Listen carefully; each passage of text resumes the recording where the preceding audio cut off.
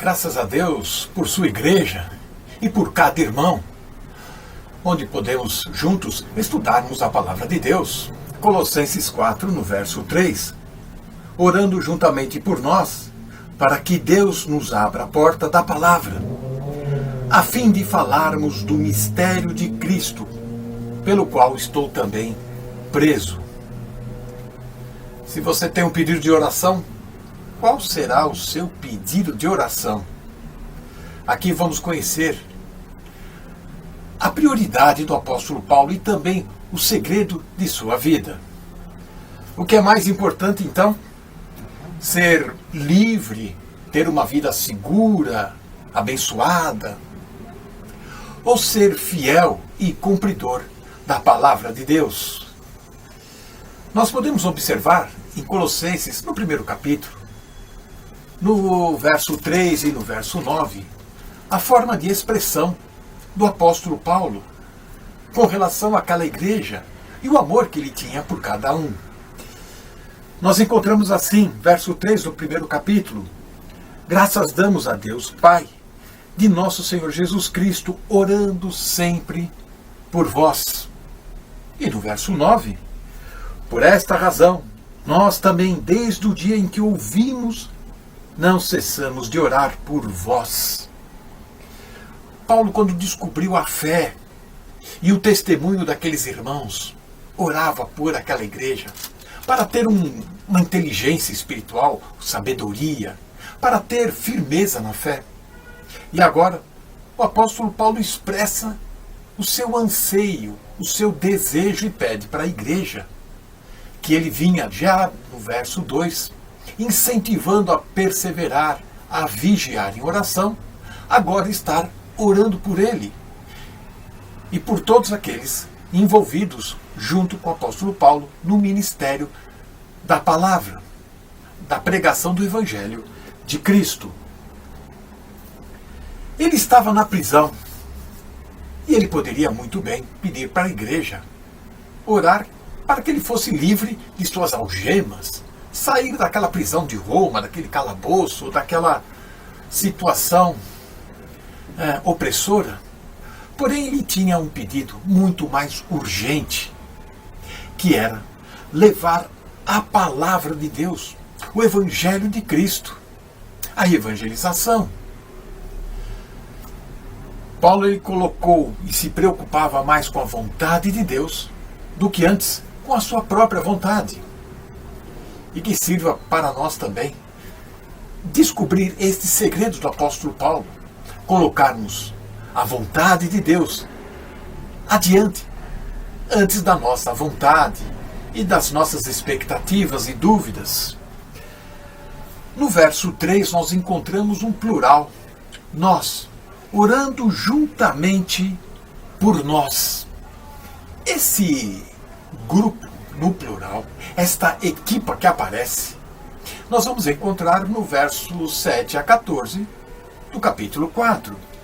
Nós encontramos o primeiro personagem, que é Tíquico, irmão amado e fiel, ministro, conservo no Senhor. No verso 9, nós vamos encontrar Onésimo. Juntamente com Onésimo, amado e fiel irmão, que é dos vossos. No verso 10, nós vamos encontrar Aristarco, que está preso comigo, e manda saudação à igreja, juntamente com Marcos. No verso 11, Jesus, o justo, provavelmente da circuncisão, do evangelho do reino, mas estava apoiando o apóstolo Paulo, desenvolvendo e se envolvendo no trabalho da pregação do evangelho de Cristo. No verso 12 nós vamos encontrar Epáfras, e no verso 14 temos Demas e Lucas, o médico amado, que fazia parte da equipa de Paulo. Veja você, que andar em fé não conseguimos se estivermos isolados, em solidão, se estivermos afastados da igreja. E de alguma maneira, o Senhor levanta pessoas para nos auxiliar, para nos ajudar, nos incentivar. Nós vamos ver que o pedido do apóstolo Paulo se resume basicamente nisto: que se abra uma porta, uma oportunidade para ele levar a mensagem do Evangelho. Descobrimos algumas de suas concepções sobre o ministério e a proclamação da fé. Exatamente, procurar perceber uma oportunidade. E quando Paulo ele fala sobre abrir uma porta, ele está dizendo este sinal, esta oportunidade, que seja uma oportunidade de acesso para que ele possa expor a mensagem do Evangelho. Essa expressão, abrir uma porta, faz parte do seu vocabulário, da sua identidade. E ao escrever uma carta no primeiro século, as pessoas logo iriam perceber e identificar que era o apóstolo Paulo. Veja você na primeira carta aos Coríntios, no capítulo 16, lá no verso 9, nós vamos ver Paulo já falando exatamente sobre isso. Porque uma porta grande e eficaz se me abriu, e há muitos adversários. Muitas vezes imaginamos que se Deus vai abrir uma porta, querendo dizer com isso que vamos encontrar facilidades, afinal de contas Deus está à frente. Mas nós vamos descobrir que o apóstolo Paulo, estas portas que o Senhor abre a ele, essas oportunidades que surgem, existem muitas dificuldades. Segunda carta de Paulo aos Coríntios, no capítulo 2, no verso 12. Ora, quando cheguei a Trode para pregar o Evangelho de Cristo, abrindo-se-me uma porta no Senhor, não tive descanso no meu espírito, porque não achei ali o meu irmão Tito. Veja a preocupação do apóstolo Paulo mesmo quando uma porta do Senhor era aberta. Ele contava com a ajuda, o apoio de um irmão. Assim devemos nós também contar com o apoio de um irmão. O ministério é do Senhor, a igreja é do Senhor, não é nossa. Esse trabalho é para evidenciar os méritos de Cristo lá na cruz do Calvário, e não a nossa oratória, a nossa sabedoria, eloquência, mas exatamente para levar a mensagem do Evangelho. É curioso que Paulo, nesta circunstância de prisão, de repressão, ele pede para que uma oportunidade surja para ele levar a mensagem. E não para ser livre e viver uma vida segura, para se refazer de suas forças, mesmo na prisão. Ele espera encontrar uma oportunidade para falar do Evangelho de Cristo. Na nossa vida, no dia a dia, oportunidades surgem para falarmos do Evangelho de Cristo, para testemunharmos, talvez com a nossa postura e principalmente com a nossa palavra. Muitas vezes o apóstolo Paulo, ele pede orações pela vida dele mesmo, para ser livre da boca do leão, para ser livre do processo que o envolvia. Ele estava preso porque ele pregava o Evangelho de Cristo. Tão somente isso.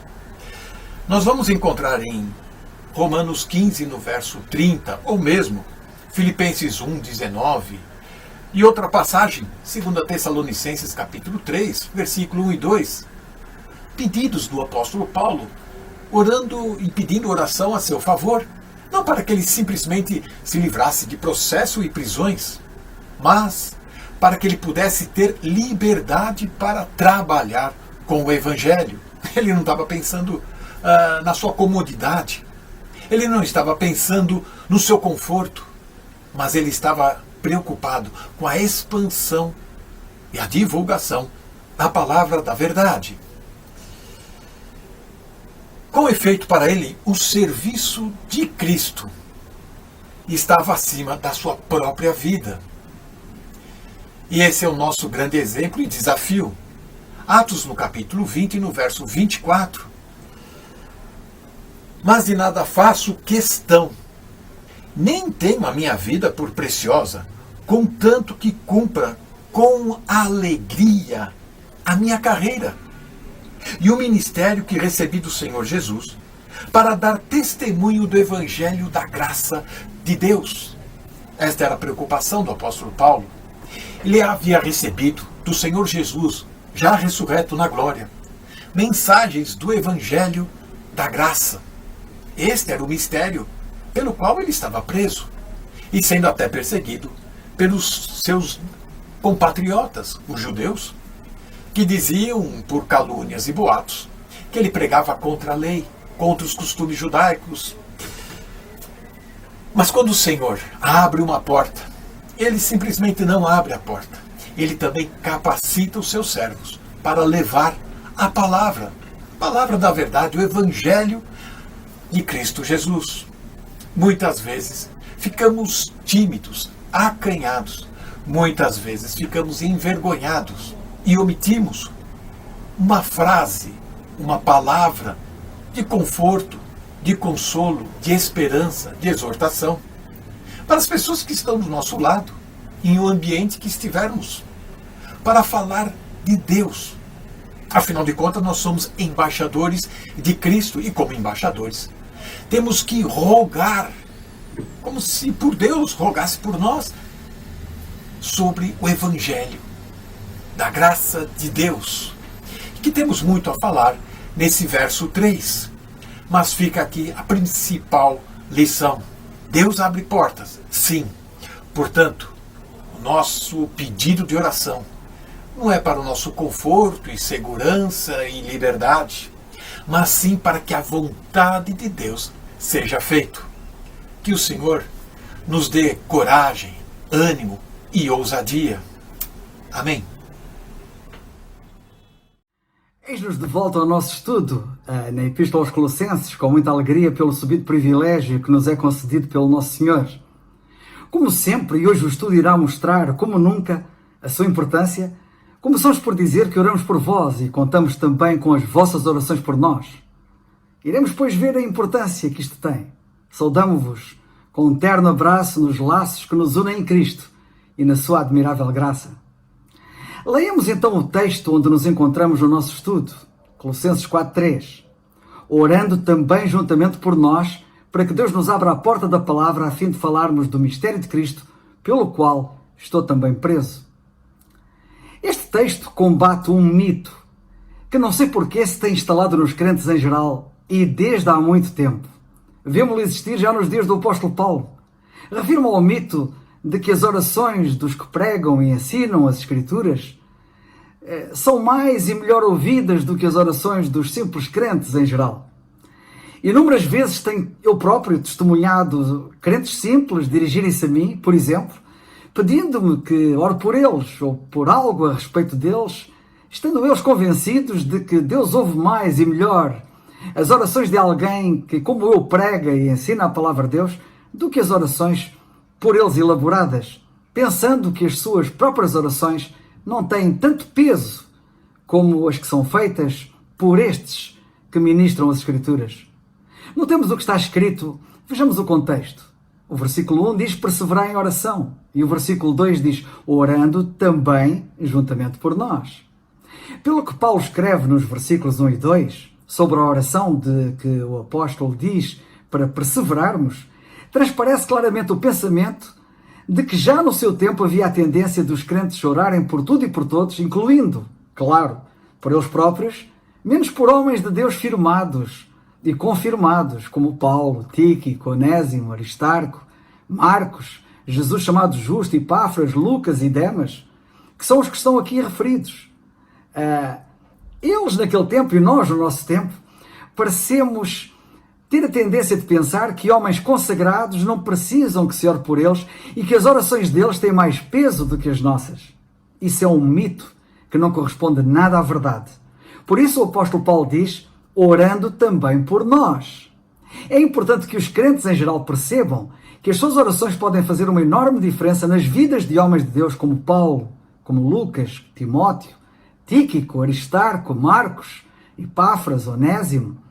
Paulo diz muito claramente para a igreja orar também por estes gigantes aos seus olhos, pois eles precisam tanto das orações dos irmãos quanto estes das suas.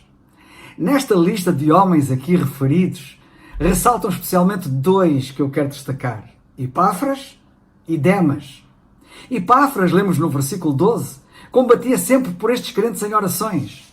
E ainda assim, vemos que ele precisava que estes crentes orassem também por ele. Sim, os grandes combatentes de oração também precisam que se combata por eles em oração. Vemos assim que todas as orações têm o mesmo peso, independentemente de quem ora. As tuas orações não valem menos do que as minhas, nem as minhas valem mais do que as tuas. Todas as orações têm exatamente o mesmo peso, o peso do poder do Senhor. Sim, é o Senhor a quem nós nos dirigimos nas nossas orações. É Ele que é o segredo do poder da oração, não quem ora, independentemente de quem quer que seja. Acerca de Demas, nós lemos mais tarde, na segunda carta a Timóteo, no capítulo 4, versículo 10, que ele desamparou Paulo, amando o presente século. Servos de Deus consagrados podem ser seduzidos e podem cair pelo engano do pecado, como os demais crentes, pelo que é muito importante orar por eles. Nós temos aqui Demas, que nesta altura aparece entre os gigantes e que depois mais tarde vemos degenerar. Vemos aqui Demas entre os gigantes da fé e vemos-lo depois aceder à tentação e cair. Quão importante é, pois, orarmos uns pelos outros, independentemente dos dons que cada um de nós tenha. Todos somos vulneráveis e todos temos uma arma tremenda em nosso poder, a arma da oração, que devemos usar sempre, permanentemente. Notemos que as orações de Epáfras visavam conservar os crentes firmes, perfeitos e consumados em toda a vontade de Deus. É isso que nós lemos lá. As orações que nós fazemos visam igualmente, notemos bem, conservar-nos. Ou tenderemos a descair, a cair e a regredir. Nunca nos esqueçamos deste versículo 2, que nos exorta a orar também pelos Paulos, pelos Titos, pelos Timóteos, pelos Epáfras, etc. Não surpreende perante esta realidade vermos o apóstolo Paulo escrever, por exemplo, aos Romanos, no capítulo 15, versículo 30, dizendo: e rogo-vos, irmãos, por nosso Senhor Jesus Cristo e pelo amor do Espírito, que combatais comigo nas vossas orações por mim a Deus. Combater, dizia Paulo, era importante combater por ele nas orações.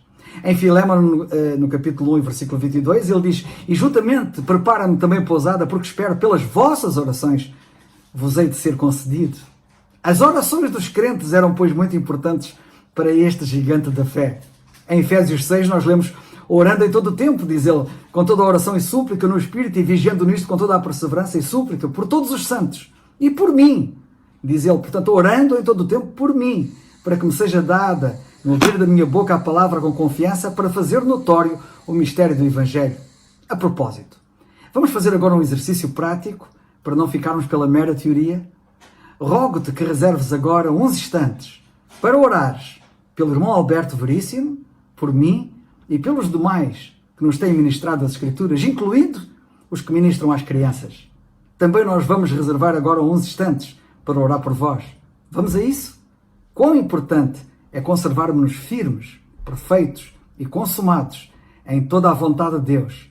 E como a oração contribui para isso, façamo-lo já. Amém.